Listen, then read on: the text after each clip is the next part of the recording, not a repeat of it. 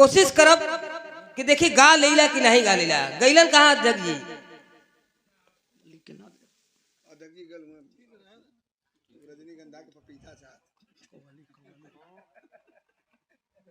ये न बनिया धरती सुधर जी, लेकिन कहा कि आप मान जाए, महाराज मान जाए, कबो जिंदगी में न बनिए। नहीं ठीक आदमी हुआ, अच्छा आदमी हुआ, का करबा महाराज।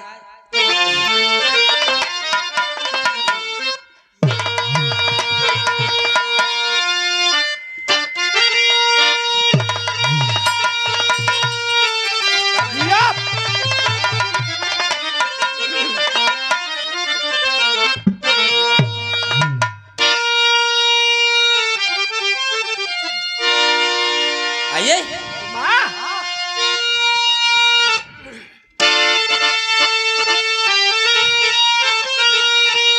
अरे उठा के बा हिचकिचा मत महाराज।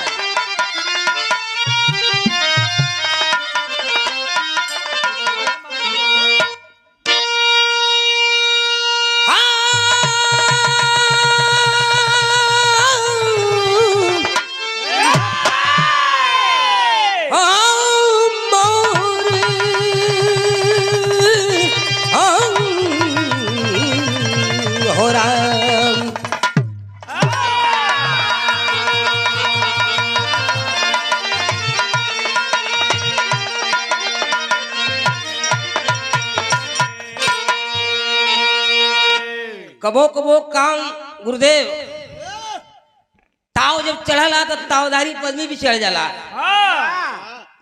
नीचे से ऊपर तक भीने दा, नीचे से ऊपर जाएदा। आवा भूमिका में लगल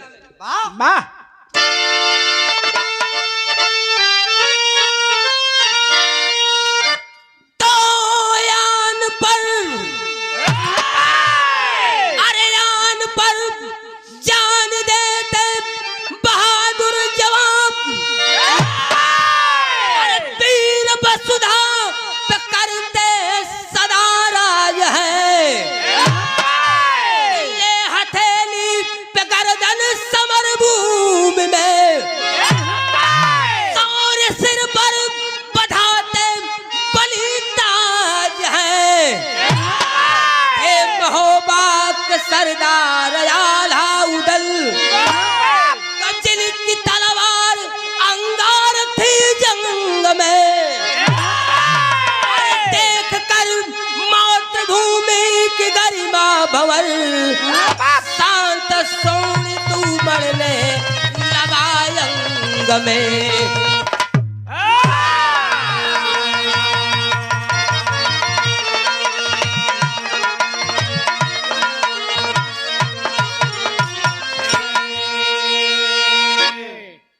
पर जान देते बहादुर जमा, वीर वसुधा करते सदा राज है, ले हथेली पे गर्दन समर भूमि में, सौर सिर पर बधाते बलि ताज है। बहादुरन की बात हो, थे महोबा के सरदार आल्हा उदल, जिनकी तलवार अंगार थी जंग में, देख कर मातृभूमि की गरिमा भंवर, शांत शोणित उमड़ने लगा अंग में। जब वीर होलन तो वीरन का खून ठंडा नहीं होता, लेकिन अगर पैसा जुड़ाए रहला, लेकिन बात पड़ जाले तुरंत खून खौल जाला, गरम हो जाला। तर्ज में लगल गजल लगल हमारे पिताजी वाली हो।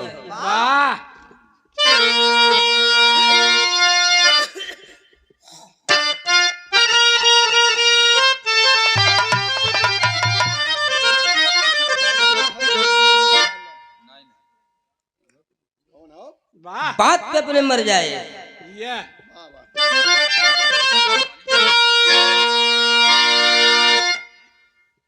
अरे महाराज हाँ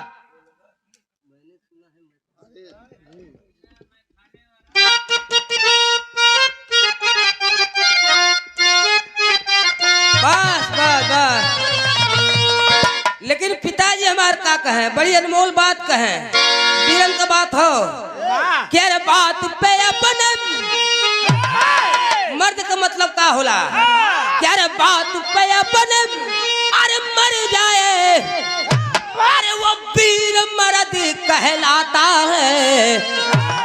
लक्ष्मण भैया अरे लड़ने वाला काबिल हो तरी टाइट हुआ तो भैया हुआ क्या रे बात पे अपने मर जाए वो वीर मर्द कहलाता है। और लड़ने वाला काबिल हो लड़ने का मजा तब आता है। लड़ने वाला काबिल हो लड़ने का मजा तब आता है।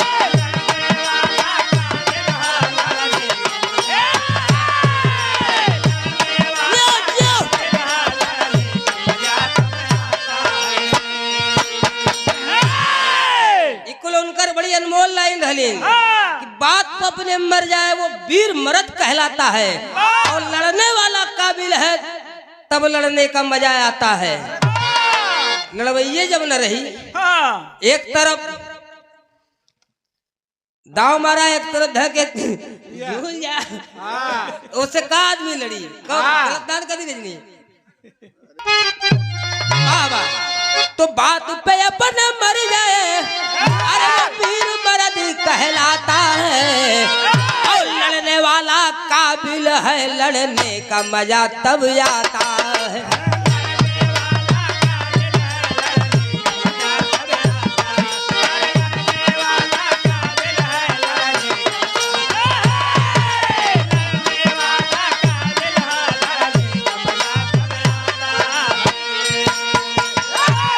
कैसे तो परमाल परक्रमशाली परमाल परक्रमशाली महोबा नरेश था बाका तो ही से शुरुआत भइल ई बाजा भी यही बिरहा के संगे खरीदाइल आज तोहे पूरी बिरहा याद रहे। आज तू मत भुला महाराज तोरे बरोत के देख के बिरहा के शुरू कैली है। तो परमाल परक्रमशाली महोबा नरेश था बाका सेनापति जिनके जासर कीर्ति का उड़े पताका। और संग्राम क्षेत्र के अंदर संग्राम क्षेत्र के अंदर दिनकर का देख उजाला उपहार दिए जासर को तब किला कलिंजर वाला। महोबे का राजा परमाल और राजा परमाल का सेनापति रहलन उनकर दरबारी रहलन जासर जो कि आल्हा उदल का बाप रहलन। राजा परमाल का ताबेदारी करतलन ताबेदारी भी ऐसन तैसन नहीं झाड़ू लगावे के नहीं लड़े भिड़े का काम करे। और जासर के बिरताई पर खुश होकर राजा परमाल कलिंजर का किला उनके उपहार में दहले रहलन। और वही में जासर रहत रहलन अपने परिवार के साथ और एक घोड़ा का बच्चा जियोले रहलन।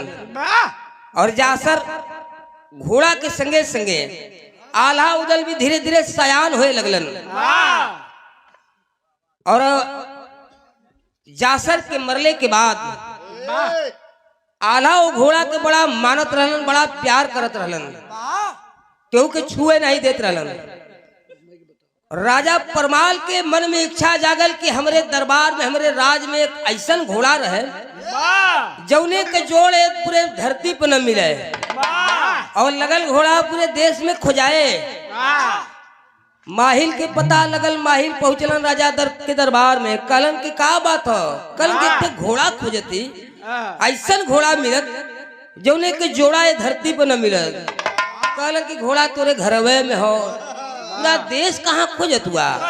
कहलन मतलब कहलन घोड़ा आल्हा के लगे हो और घोड़ा के धरती पर कहीं जोड़ नहीं हो। राजा परमाल माहिल के बात सुन के माहिल तो माहिल है आग लगा देलन। राजा परमाल पहुंचलन आल्हा के पास आला के खबर लगल कि राजा परमाल आल हो नला भाग के ऐलान कलन करे महाराज हमें बुला ले होता आप का करे कष्ट कैला कलन के आज तुझसे एक चीज मांगे आए नहीं कौन चीज मांगत हुआ कलन मांग ला महाराज हमार कुल तुहरे देवल हो हमार कुल तुहार हो मांग ला कहलन कि ठीक हो मांगत हुआ लेकिन तर्ज लगल गुजे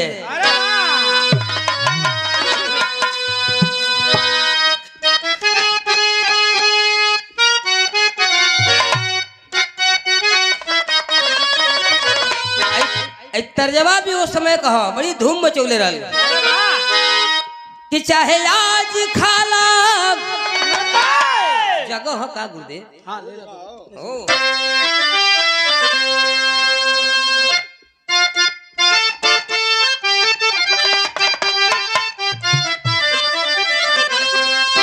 कह रहे चाहे आज खाला और चाहे काल लाला अरे तमाल बाट छपरो सिवान वाला तमाल बाट छपरा सिवान वाला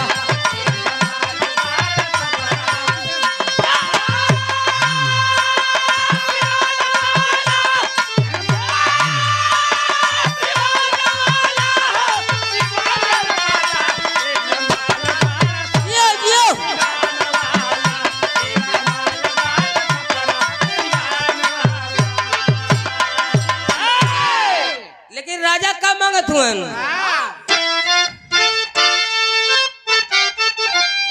कह कर बोले राजा परनवा मैं बसी गईलो अरे तोहार घोड़ो कुरजवो में धसी गई तोहार घोड़वा कुरजवा में धसी गई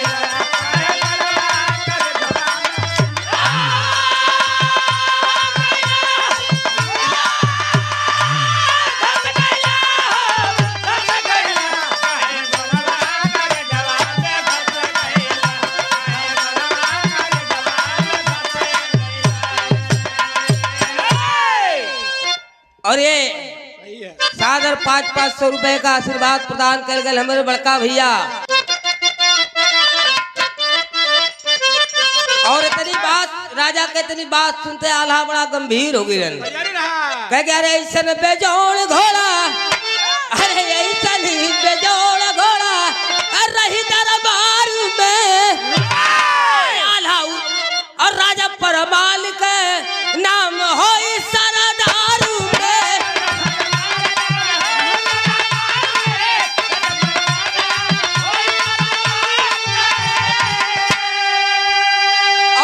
कितनी बात सुनते आल्हा अरे सुनी आल्हा के मनवा अरे बिहसी गइलो अरे तोहार घोड़वा करे जवाब तोहार घोड़वा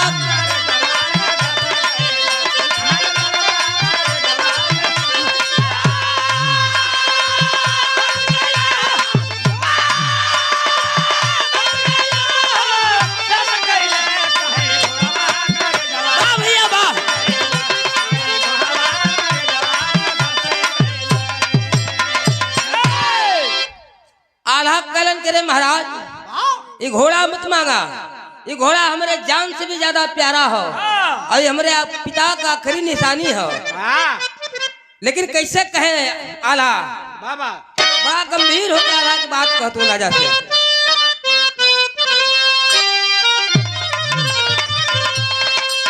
और तर्ज के फिल्म वाले तक ले जाके गौलन लेकिन उनका नाम तक नहीं आयल फिल्म में लोग गा दिलन लेकिन उनका नाम जेकर गावल हो जेकर लिखल उनका नाम तक नहीं गयल बड़े ऐतिहासिक लेखक मंगल मुंशी और ये गाना का आज तक हमारा चैलेंज की जोड़ नहीं लिखायल चाहे भोजपुरी हो चाहे बिरहा हो कहीं हो ये गाना का ये लाइन का आज तक जोड़े नहीं लिखायल क्यों ना लिखो चंद्रिका उस्ताद तक कहला बात के कभी से बढ़िया कुछ है ना तो लिखाई का चंद्रिका उस्ताद के लाइन रहे ये लाइन बदे लिखल के कर हो मंगल मुंशी गावल के कर हो लाल बिहारी मिश्रा जी बड़े ऐतिहासिक गवैया। तर्ज कौन हो?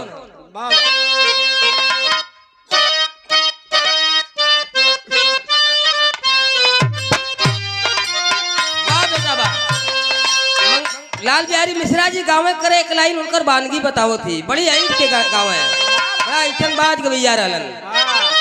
कह करे या न धान सोनावा लेला,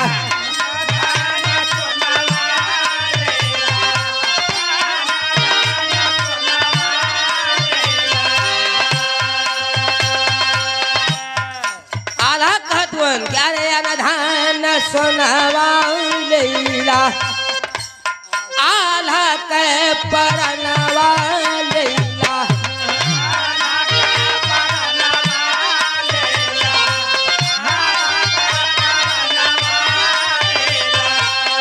लेकिन घोड़ावा न मांगा राजा, अरे भूलू ही गुर दानवा लेला, आना धन सोनवा लेला, आला के परनवा लेला,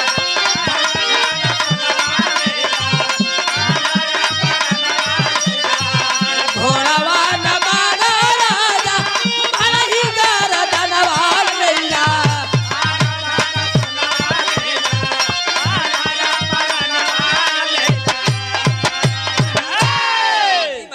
साधु चचा कहा कहे कि राजा एक बात सुनला, अरे अंतिम पिता के हमारे कि राजा निशानी न मांगा, और शानदार मर्दन के तेगवा का पानी न मांगा,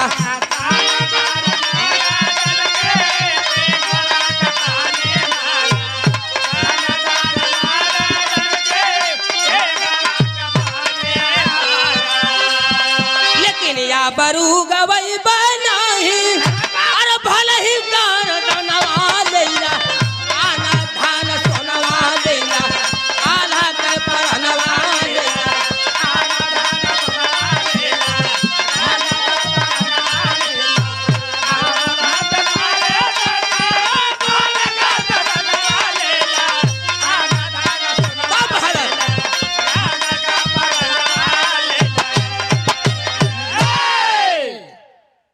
कहलन कि हमार प्राण लेला, सोना चांदी हमार जितना कुल लेला, लेकिन घोड़ा के मत मांगा। राजा कहलन कि खबरदार, विचार करके बात करया। विचार कर लिया, कहलन विचार कर ले ली, लेकिन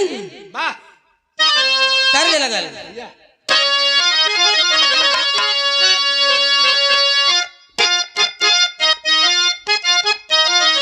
वाह वाह वाह वाह, तर्जवा है बा निर्गुण तर्ज हो। क्या रे सुन बालीलार हो सा हे बबी नटी कूली,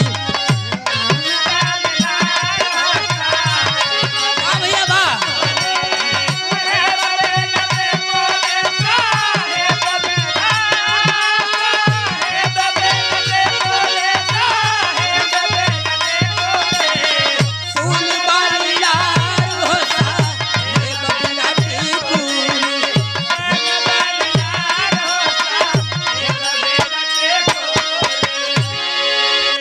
कहलन राजा अरे कैला विचार नहीं बिगड़ जाई बातिया, कैला विचार नहीं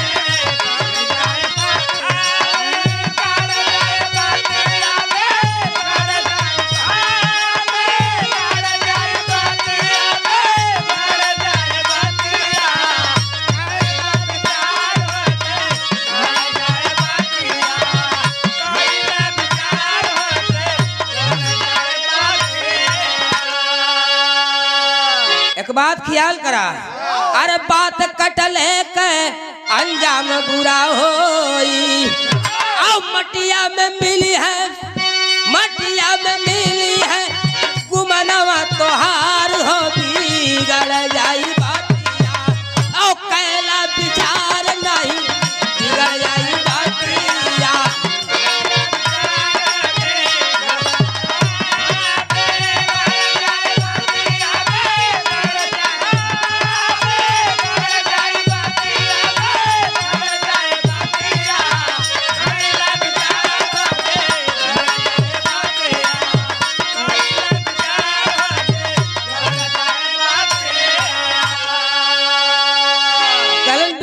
विचार के बात करिया। आला कहलन विचार कर ली महाराज, हमार कुल मांगला लेकिन घोड़ा न दे।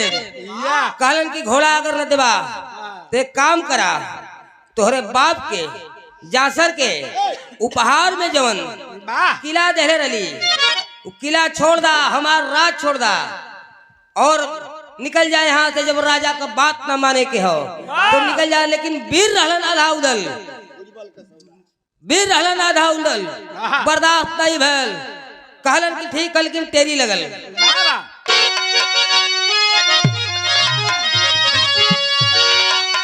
कहले कह रहे भुज वाले का सौदा हमसे ना होई। नहीं ठीक है, वो मत खोजा, वाला मत खोजा। अपन हूं को कुछ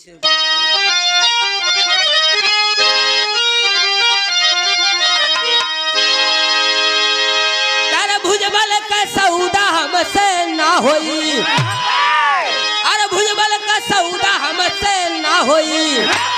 और रण में जिए वीर का बहादुरी के दम से रहा, दम से रहा।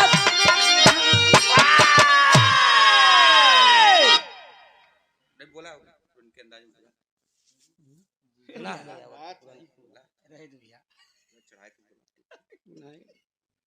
ठीक ठीक आवा मर बात उनका माला। हमारे भाई हवन सतीश कवि हवन, बहुत अच्छा पहलवान भी हवन। गया से अखाड़े से आप बहुत सुंदर कुश्ती के लड़वैया हम बैठा मलवा काहे परेशान हुआ इतना। और बिरहा के बहुत सुंदर गायक भी हवन, कवि भी।